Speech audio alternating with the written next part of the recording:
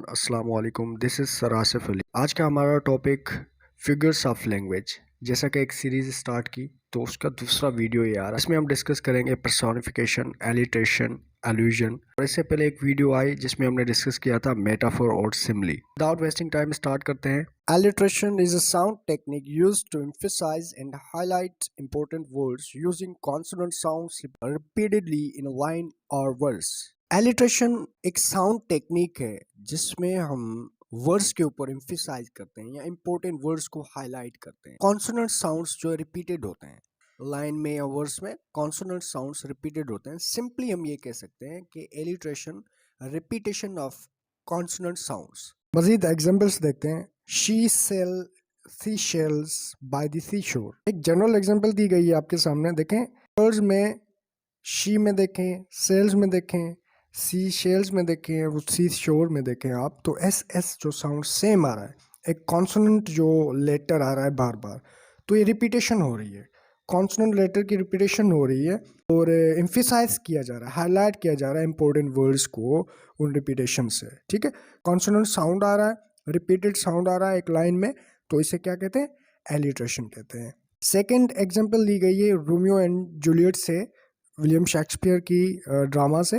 From forth the fatal lines of these two voice. देखिए, from forth fatal voice, F sound जो है एक letter है, F sound यहाँ पे देखें एक साउंड जो है इसको एम्फिसाइज किया गया है और वो साउंड रिपीटेड है, कॉन्सोनेंट है, रिपीटेड है, तो इसे एलिट्रेशन कहते हैं। Very simple. Personification is a form of metaphor used to attribute human-like qualities to non-living things, abstract ideas or animals. Personification metaphor की एक फॉर्म है। इसमें होता क्या है, जो ह्यूमन-like qualities होती हैं उसे हम नॉन लिविंग थिंग्स में दे देते हैं, चाहे वो एब्स्ट्रैक्ट आइडिया हो, चाहे वो कोई एनिमल ही हो। ठीक है, मैं रिपीट करता हूँ, इसे पर्सनिफिकेशन मेटाफर की फॉर्म है जिसमें हम क्या करते हैं, ह्यूमन लाइक क्वालिटीज़ को नॉन लिविंग थिंग्स में हम एट्रीब्यूट कर देते हैं, नॉन लिविंग थिंग्स में दे देते हैं, चाहे वो एब्स्ट्रैक्ट आइडियाज हो या फिर कोई एनिमल हो। एग्जाम्पल्स की मदद से समझते हैं। Of William we are weary of weather said the sunflowers. Example ली गई है, two sunflowers move in the yellow room, जो कि विलियम ब्लेक ने लिखी है, जिसमें सनफ्लावर्स कह रहे हैं, विलियम ब्लेक को कह रहे हैं। सनफ्लावर्स बोल तो नहीं सकते ना, लेकिन एक क्वालिटी दे दी, ह्यूमन टच दे दिया, ह्यूमन लाइक क्वालिटी दे दी नॉन लिविंग थिंग्स में। William we are weary of weather said the sunflowers shining with dew our travelling habits have tired us can you give us a room with a view. अब ये जो quotes मैंने आपके सामने रखी, देखें इसमें सनफ्लावर्स टॉक कर रहे हैं टू विलियम ब्लेक। अब विलियम ब्लेक से बातें हो रही है। अब सनफ्लावर्स आपको पता है कि एक नॉन लिविंग टाइप में आ जाते हैं, तो वो किस तरीके से मतलब कि बात कर सकते हैं, बात तो नहीं कर सकते ना। तो देखिए, विलियम ब्लेक ने एक डिवाइस यूज की, एक फिगर ऑफ लैंग्वेज को यूज कर दिया, पर्सोनिफिकेशन का यूज कर दिया। सनफ्लावर्स की जो डिस्क्रिप्शन है, ये कह रहे हैं कि हम अब मूव करना चाहते हैं, क्योंकि जो बाहर के वेदर से हम टायर्ड हो चुके हैं, थक चुके हैं, अब हम मूव करना चाहते हैं। अब ये बातें हो रही हैं। अब ये बातों मतलब सनफ्लावर्स बात तो नहीं कर सकते, अब नहीं कर सकते, तो जब जो हमने ह्यूमन लाइक क्वालिटीज दी नॉन लिविंग थिंग्स को, तो इसे पर्सोनिफिकेशन कहते हैं। सेकंड एग्जांपल है डैफोडिल से। Beside the lake beneath the trees filtering and dancing in the breeze. मुझे ये बताएं, आप समझाएं कि क्या फ्लावर्स, सनफ्लावर्स डांस कर सकते हैं? सिंपल सी बात है कि हवा में हाँ हिलजुल सकते हैं, मूव करते हैं ऐसे हवा में हिलते जुलते, लेकिन डांस तो नहीं करते ना। यहाँ पे पर्सोनिफिकेशन का यूज किया गया, ह्यूमन लाइक क्वालिटीज दी गई नॉन लिविंग थिंग्स में। आई होप सो कि कॉन्सेप्ट क्लियर हो गया होगा। Let's move forward. Allusion is an implicit way of referring to a person, place, thing or event of historical or cultural। Allusion हम simply ये कह सकते हैं कि एक रेफरेंस होता है। Reference of what?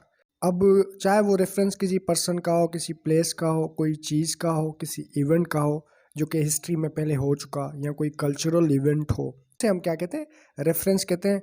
अब उसे हम लिटरेचर में क्या कहेंगे? एल्यूजन कहेंगे। किसी पोइट्री में, किसी पोम में पोइट कोई रेफरेंस देता है तो उसे एल्यूजन कहते हैं। एग्जाम्पल्स दी हुई हैं, एग्जाम्पल्स की मदद से समझेंगे तो हमें इजिली समझ आ जाएगा। देखें, फर्स्ट एग्जाम्पल ली गई है डोवर बीच से। देखें, Sophocles long ago heard it on the Ujjain. Over beach, Matthew Arnold ने लिखा। मैथ्यू अर्नर ने अपनी पोम में सॉफ्टक्लीज के जो है रेफरेंस दिया। सॉफ्टक्लीज एक ग्रीक ट्रेजिडियन थे, उसका रेफरेंस हिस्ट्री से लिया गया है ना, किसी पर्सन का। सॉफ्टक्लीज एक पर्सन है जो ग्रीक ट्रेजिडियन थे, उसका रेफरेंस दिया गया है डोवर बीच में। मैथ्यू अर्नर ने दिया, विक्टोरियन पोएट है वो। दूसरी एग्जाम्पल है हमारे पास, the little cage of crur bell all overgrown by cunning moss, जो कि अमेरिकन पोएट इमली डिकिंसन ने लिखी। इन्होंने एक ग्रेट एल्यूजन यूज किया क्रर बेल का। क्रर बेल पेन नेम है इंग्लिश ऑथर चार्लेट ब्राउंटे का। ये एक फेमस नॉवलिस्ट है। इनका एक फेमस नॉवल जो कि आपने रीड किया होगा, जेन एयर। अब यहाँ पे उनका रेफरेंस दिया गया, तो इस रेफरेंस को हम क्या कहेंगे,